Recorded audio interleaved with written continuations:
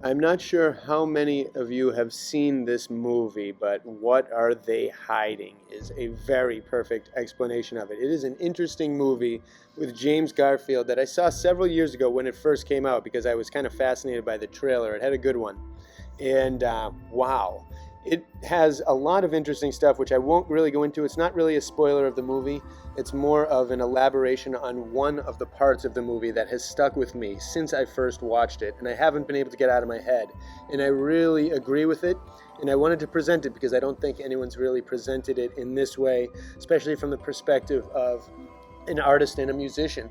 And there's a particular scene towards the end of this movie that needs elaborating on because it presents a concept that is mind-blowing and very well could be exactly perfectly accurate based on what I have known and researched in my music career and just life.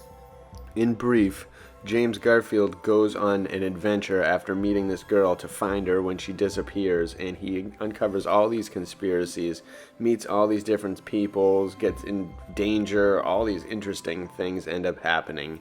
And inevitably, he gets a code from a song, and he ends up finding, like, kind of hearing this song, and he ends up kind of beating up the singer and finds out that it comes from and it was written by someone else, that the good songs were written by someone else. So then he ends up finding this guy who says things like it's all silly and it's all meaningless, and claims to be the artist and the person behind all the songs we know. I created so many of the things that you care about. And he claims to be kind of the representation of the ultimate musician person who created all the songs that we know, the songs that give your life purpose and joy, the songs you constantly hear when you turn on the radio, the songs that stay in your mind forever, and they're kind of annoying. When you were 15 and rebelling, you were rebelling to my music. The stuff with the political subliminal consciousness and points and narratives. There is no rebellion. Just these people, just what these CIA, whatever driven artists. I am the voice of your generation, he says. And then he basically attacks the guy, but your grandparents, your parents, and all the young people that follow you. He's like an old senile guy character who plays the part of the person who wrote all the songs, from the Backstreet Boys to REO Speedwagon to probably Metallica. And I bring them up specifically because there are certain bands. Kirk Hammett actually came out with a solo album somewhat recently, and it was pathetic. For someone with all the money that he has, all the time he has, and all the experience he has, and it was very weak, and a lot of times that ends up happening. I could name a lot of different musicians who have a bunch of hits or have one or two hits, and then the rest of their music is absolute garbage, as if the song that the person and band were chosen to put out was created by someone else. And if you think about all the hit songs you see on the top 20s and everything throughout the generations, it definitely appears that there could have easily been a uniform creator of a lot of that music. A person who was just behind the scenes paid to make all these songs up.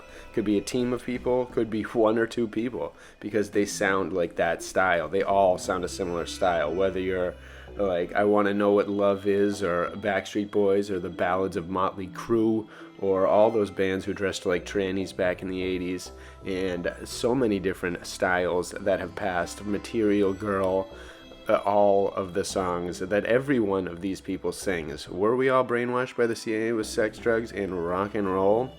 I like music because it's of the rhythm and the intricacy and the patterns and the way it makes me feel.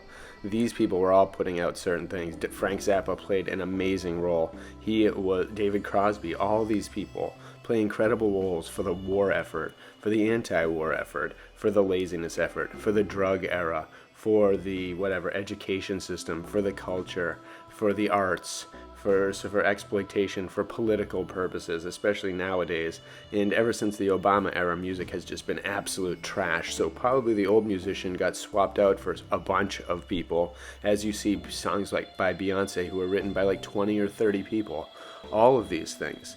I find this very possible that the songs that we grew up with and the songs from the past and our parents' generation who did not pick up on any of these things, any of these conditioning tactics, these psychological warfare principles and needs. In the Beatles, I always mention the Winged Beetle, a documentary about Paul McCartney dying and them replacing him with just another musician because it's $1 billion industry. They do anything to make these things happen. They do anything to push their products, to push their people, to push their agenda, to push their lies, to push their nonsense, to keep people doing a certain thing, to keep people mentally hurted a certain way, keep people from doing certain things, to keep people on certain things. So many different methods they use culture as a weapon for. And I like the fact that this movie pulled it out, and I've really never been able to get it out of my head since. It just, something feels so right about that particular scene. I definitely recommend checking out the movie, but it'll get you thinking all about all of the songs. When you hear Journey and it makes you nauseous because you've heard it every single time you've ever turned it on the radio, or the Beastie Boys, all the songs ad nauseum over and over again. Every time I turn on the radio, I wonder how it's possible to be a DJ and still hear and play the same nonsense over and over and over again for generations. And then the newer generation stuff is even worse. So you can't really win. There is a definite agenda with music because it's such a pure thing. It's such a beautiful art form. It's so essential to the human spirit.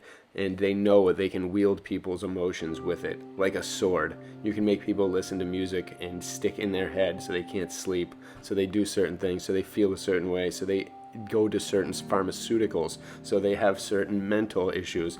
So many different things can be done with music as a weapon.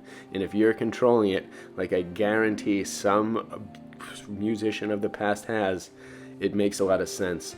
And especially when you consider the styles of music. The styles of a lot of the pop songs, listen to them from the 80s, 90s, etc. They all seem very similar, but with different singers, different instrumentations, different music. Some guy on the piano, like in this scene, could be writing all of the actual music, and then other people can be arranging it, and then the puppets perform it. It seems like a perfect method because you want them all in control, and it also explains why musicians like my band and things, and other bands that I've known that have poured their heart and soul into music, have had sacred experiences through music, and have created some of the most amazingly intricate and beautiful music in the world that makes you just feel spiritually enlightened. Those bands go nowhere because the trash and the filth gets pumped out, and they know that they don't want millions and billions of people to hear beautiful, absolutely masterful music that comes out in the underground, because it would change the game overnight. Culture would be needs to have all this stuff back, but instead it doesn't, and they love dumbing it down. And we can't let it happen, and it's just sick. It's just another punch in the gut to make you want to incite the culture battle and win no matter what. Get out there, get creative, get inspired, make music, make art, make everything, spread it everywhere, and bless you all.